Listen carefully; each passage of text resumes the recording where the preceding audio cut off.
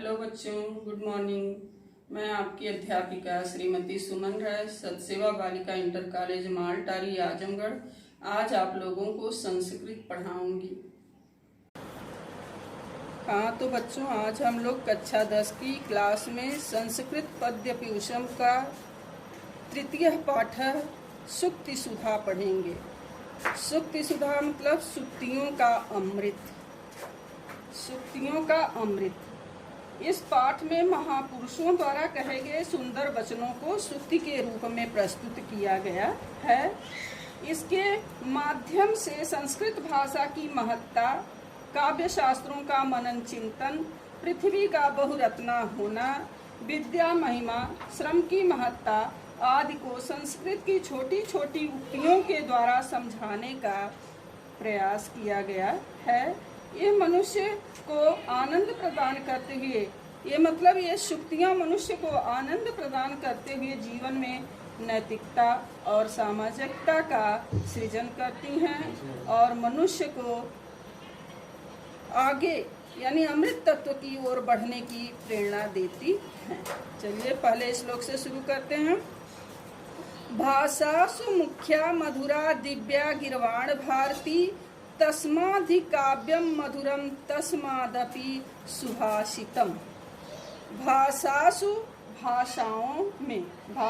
भाषाओं में गिरवाण भारती संस्कृत भाषा मुख्य मधुरा मधुर दिव्या अलौकिक है। तस्माद ही उससे भी अधिक, काव्यम मधुरम उससे भी अधिक मधुर उसका काव्य है। तस्मादपि सुभाषितम और उससे भी मधुर, उससे भी अच्छा क्या है? सुभाषितम अच्छे वचन हैं, अच्छे बोल हैं, मधुर वचन हैं। मधुर वचनों को बोल करके हम किसी के भी मन को आकर्षित कर सकते हैं। दूसरा श्लोक। पृथिव्या त्रीणि रत्नानि जलम अन्नम सुभाषितम, मूढ़ैः पाषाण खंडेषु रत्न संज्ञा विधीयते। अब इस श्लोक में बताया गया है कि पृथिव्या पृथ्वी पर क्या है? पृथ्वी पर त्रीणि रत्नानि तीन रत्न कौन कौन से हैं? जलम अन्नम, पृथ्वी पर तीन रत्न हैं। पृथिव्या जलम अन्नम, पृथ्वी पर जल अन्न, सुभाषितम और सुंदर वाणी। सुभाषितम मधुर वचन, सुंदर वाणी। त्रीणि रत्नानि तीन रत्न हैं। पृथिव्या पृथ्वी पर, जलम अन्नम सुभाषितम जल अन्न मतलब अनाज, सुभाषितम और सुंदर वाणी तीन रत्न हैं। मूढ़ैः पाषाण खंडेषु, लेकिन मूढ़ैः माने मूर्ख व्यक्ति, मूढ़ैः माने मूर्खों के द्वारा, पाषाण खंडेषु पत्थर के टुकड़ों को रत्न संज्ञा विधीयते रत्न के नाम से पुकारा जाता है। पत्थर के टुकड़ों को रत्न के नाम से जाना जाता है। वे पत्थर के टुकड़े को ही रत्न मानते हैं। अगला श्लोक तीसरा। काव्य शास्त्र विनोदेन कालो गच्छति धीमताम, व्यसनेन च मूर्खाणाम निद्रया कलहेन वा। काव्य शास्त्र विनोदेन धीमताम, अन्वय हमने आपको बताया था कि अन्वय कैसे करना है। तो यहाँ से धीमताम, धीमताम माने होता है विद्वानों का, विद्वानों का या बुद्धिमानों का। कालो माने समय। काव्य शास्त्र विनोदेन, काव्य और शास्त्रों का, काव्य शास्त्र विनोदेन काव्य और शास्त्र के द्वारा मनोरंजन करने से गच्छति व्यतीत होता है।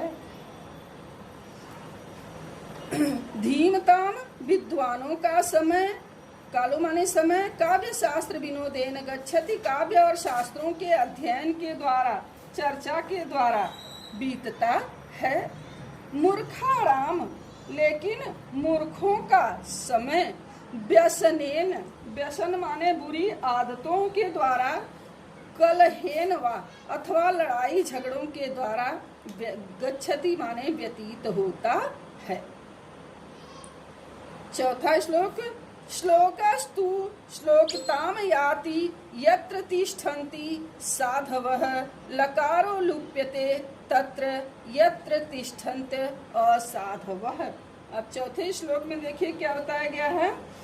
यत्र, यत्र माने जहां, यत्र जहां, साधवः तिष्ठन्ति, साधवः तिष्ठन्ति मतलब सज्जन लोग निवास करते हैं, सज्जन लोग रहते हैं।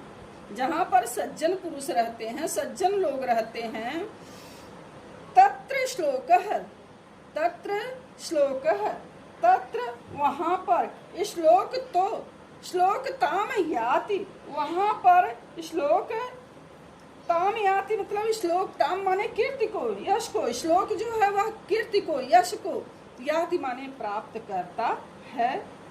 यत्र और जहां पर, असाधवः तिष्ठन्ति जहां पर दुर्जन यानी असज्जन, दुर्जन लोग रहते हैं, दुष्ट पुरुष रहते हैं, दुष्ट मनुष्य रहते हैं, तत्र वहां पर लकारो लुप्यते, लकारो लुप्यते मतलब वहां पर श्लोक का ल लुप्त हो जाता है।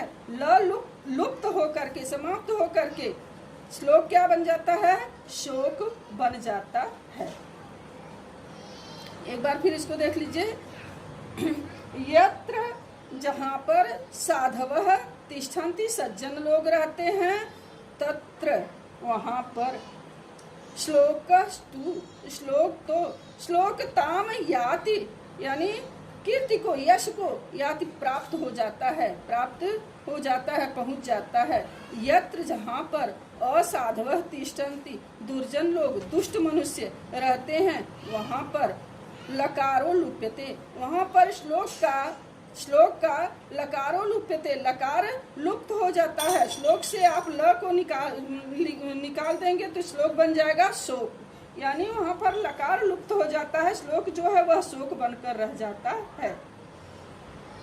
अगला देखिए पांचवा, अप्राप्त कालम वचनम बृहस्पति अपि ब्रुवन प्राप्नुयाद बुद्ध्या ज्ञानम अपमानं च शाश्वतम। बृहस्पति अपि, बृहस्पति अपि अप्राप्त कालम वचनम। अब इस श्लोक में बताया गया है कि समय के अनुकूल यदि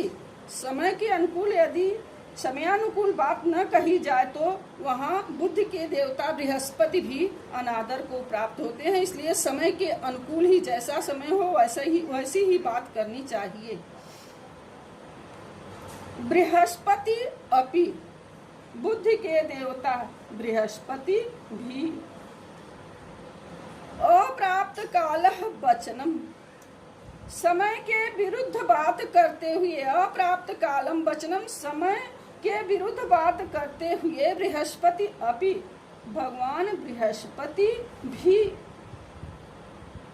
शाश्वतम निरंतर, बुद्धि अज्ञानम अपमानम च, बुद्धि की उपेक्षा तथा अपमान के पात्र बनते हैं। कहने का मतलब समय के अनुकूल अगर बात नहीं होगी तो वहाँ बुद्धि के देवता बृहस्पति भी निरंतर बुद्धि की उपेक्षा तथा अपमान के पात्र बनते हैं। इसलिए समय की अनुकूल बात करनी चाहिए, समयानुकूल बात करनी चाहिए। छठा, वाच्यम श्रद्धा समेतस्य पृक्षतश्च विशेषतः प्रोक्तम श्रद्धा विहीनस्य अरण्य रुदितोपमम्। छठवें श्लोक में देखिए,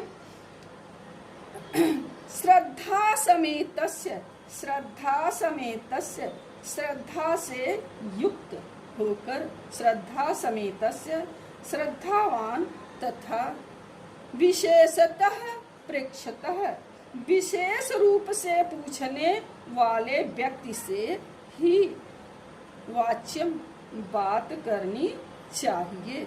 श्रद्धा समेतस्य श्रद्धा से तथा विशेषतः विशेष रूप से पृच्छतः पूछे जाने वाले व्यक्ति से लोगों से ही वाच्यम बात करनी चाहिए। श्रद्धा विहीनस्य, श्रद्धा विहीन पुरुष तो श्रद्धा विहीन पुरुष तो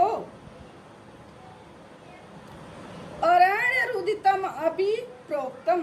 श्रद्धा विहीन पुरुष से तो कुछ भी कहना वन में रोने के समान है। जैसे कोई व्यक्ति जंगल में रो रहा है, उस रोने का कोई मतलब नहीं है, न वहाँ कोई सुनने वाला है, न कोई चुप कराने वाला है। इसलिए श्रद्धाहीन व्यक्ति कुछ पूछता है तो उसे बताने से भी कोई लाभ नहीं है। 7वां, वसुमति पतिना नु सरस्वती बलवता रिपुरा न च नीयते सम विभाग हरैः न विभज्यते विबुध बोध बुधैरपि सेव्यते। वसुमति पतिना सरस्वती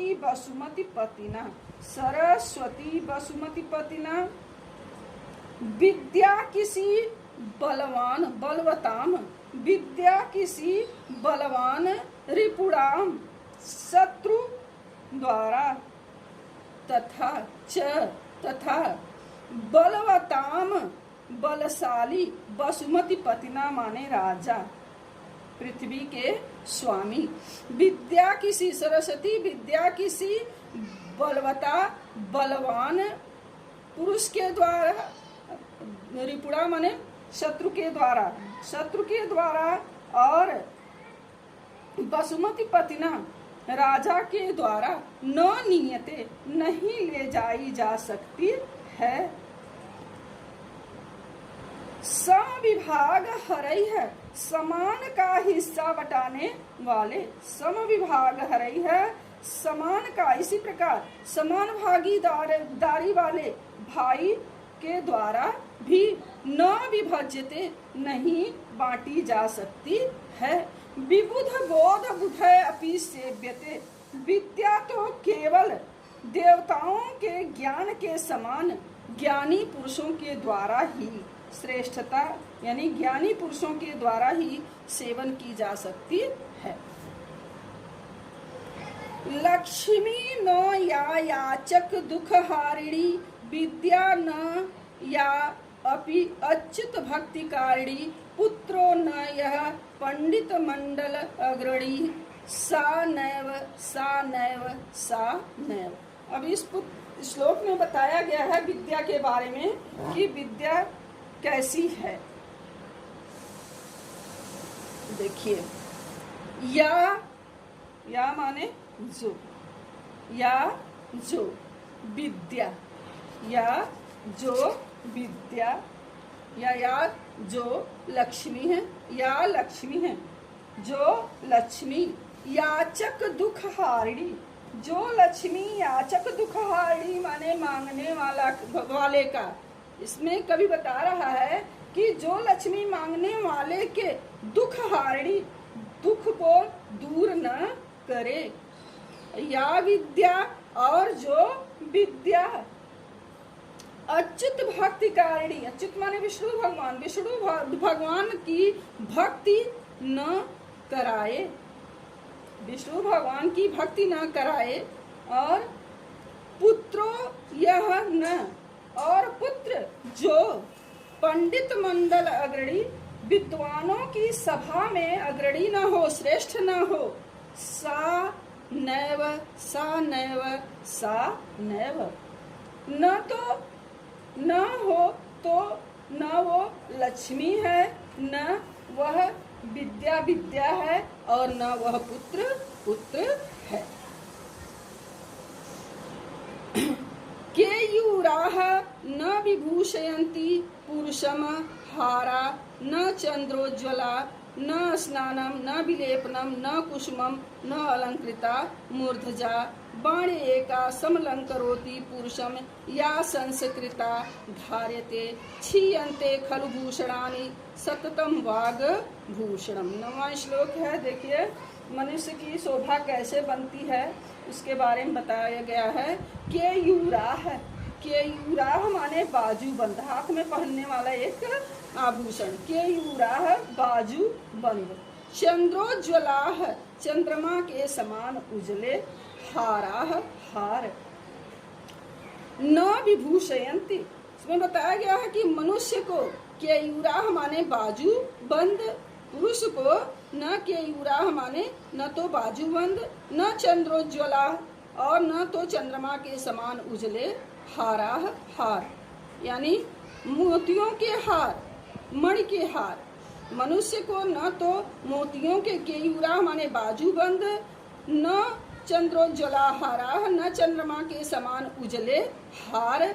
न स्नानम, न स्नान, न विलेपनम, न तो चंदन आदि का लेपन।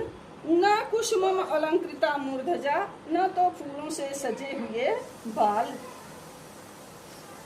उसकी विभूषंति माने शोभा को बढ़ाते हैं। बाणी एका समलं करोति पुरुषा, मनुष्य को केवल एक बाणी, एका पुरुषम, मनुष्य को केवल एका पुरुषम यानी बाणे एका पुरुषम, मनुष्य को केवल एक बाणी रूपी आभूषण ही समलंकरोति, सुशोभित करता है। या संस्कृता धार्यते, जो संस्कृता धार्यते, जो कि मनुष्य को संस्कृत सुसंस्कृत वाणी को धारण कर लेता है, जो मनुष्य सुसंस्कृत वाणी को धारण कर लेता है वही सुशोभित करते हैं। बाणे एका समलंकरोति पुरुषम या संस्कृता धार्य, मनुष्य को एक वाणी रूपी आभूषण ही सुशोभित करते हैं। या संस्कृता धार्यते, जो कि सुसंस्कृत यानी सुंदर वाणी को धारण कर लेता है वही सुशोभित करते हैं। क्षीयन्ते खलु भूषणानि सततम वाग भूषणम, संपूर्ण आभूषण क्षीयन्ते माने नष्ट हो जाते हैं। वाग भूषणम सततम भूषणम, वाणी रूपी आभूषण मनुष्य को निरंतर सुशोभित करता है।